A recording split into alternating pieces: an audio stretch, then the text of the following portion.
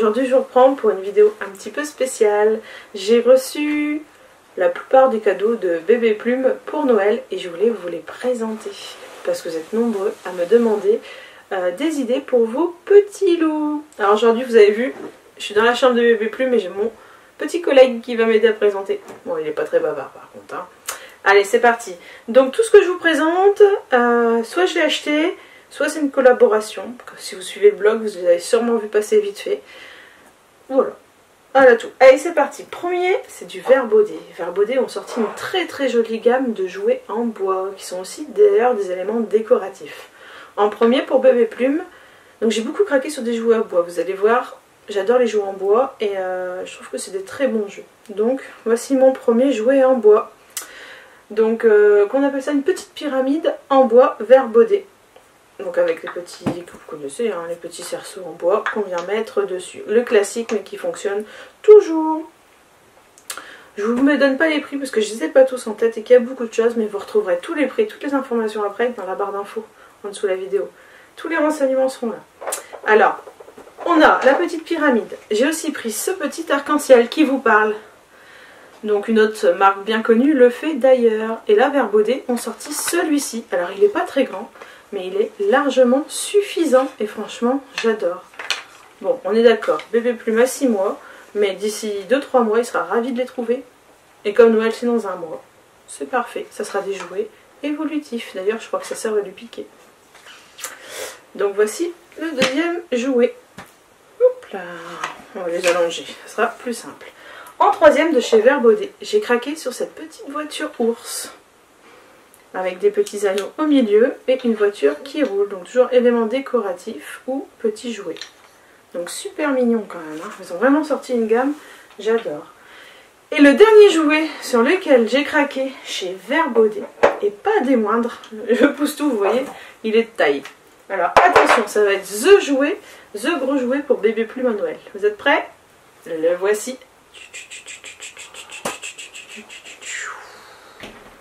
Et oui, un porteur, un petit porteur. Regardez devant comme il est mignon. Je vous montre le volant. Un petit porteur qui, je pense, va beaucoup lui plaire. Donc pour l'instant, à 6 mois, pas trop. Quoique, quand on l'a posé dessus, en le montant, il était bien ravi. Donc ça va être un succès garanti à Noël. Il est trop mignon, hein. Hop, je le pose. Bon, Verbaudet, c'est fini. J'ai d'autres petits craquages encore. Les craquages, cette fois-ci, se passent chez Nature et Découverte. Je pense que vous connaissez. J'ai craqué pour ceci. Est-ce que vous savez ce que c'est? Eh bien, c'est tout simplement des poupées cigognes. Gigognes, qu'est-ce que je raconte? Des poupées gigognes. Fatiguée.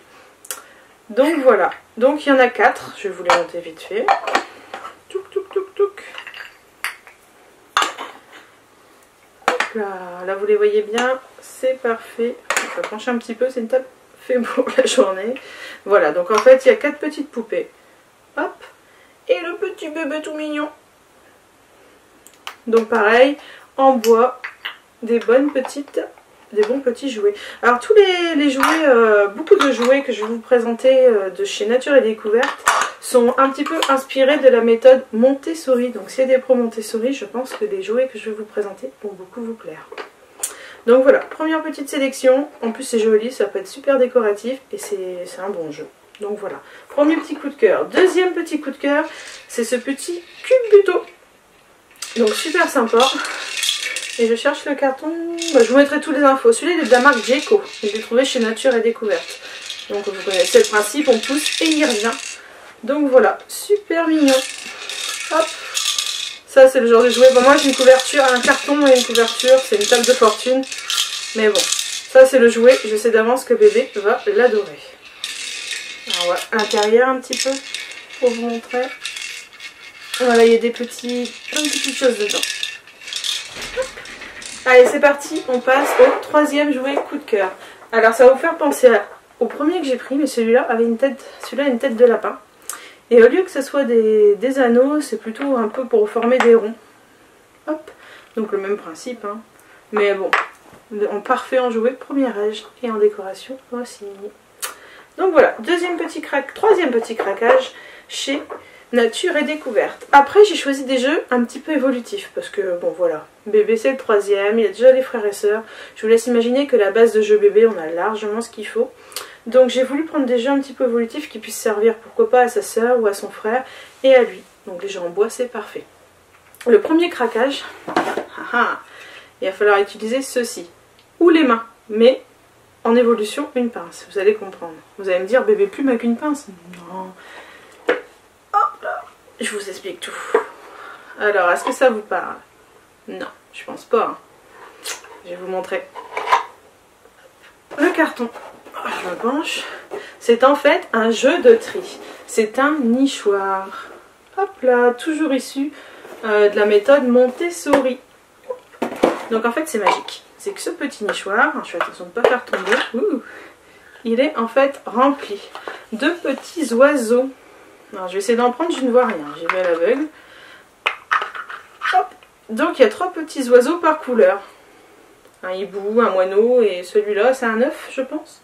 Donc plusieurs possibilités. Les enfants remettent les couleurs ou s'amusent à les mettre dans la maison tout simplement. Hein. Voilà. Mais pour compliquer la chose pour les plus grands, par exemple ma puce, il faut les attraper avec la pince et venir les mettre dans la maison, dans la bonne couleur.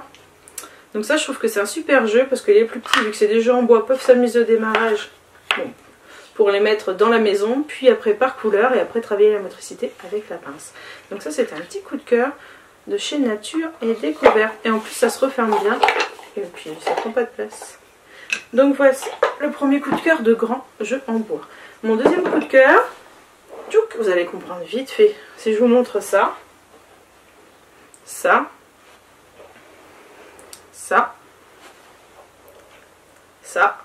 oh c'est sportif de vous montrer des choses, et celui-là, est-ce que vous avez compris? Regardez dedans, il y a des jetons. C'est un peu le même principe que les nichoirs, sauf que les enfants doivent venir mettre les bonnes couleurs dans les bons pots. Donc voilà, pareil, un petit jeu de tri de jetons. Je peux vous montrer la boîte.